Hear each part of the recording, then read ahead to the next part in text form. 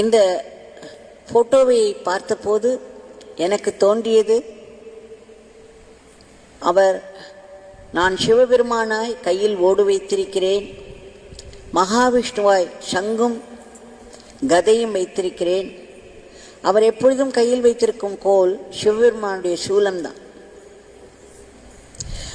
மகாத்மாக்கள் எப்பொழுதுமே ஒரு அடையாள குறி மாதிரி தான் வைத்துக் கொள்வார்கள். மகாவிஷ்ணுவின் அம்சமாக இருந்தாலும் சரி, சிவாம்சமாக இருந்தாலும் சரி, அவர்கள் அதே பழைய தோற்றத்தோடு வரமாட்டார்கள். ஆனால் அதன் அடையாளங்கள் அவர்களிடம் இருக்கும்.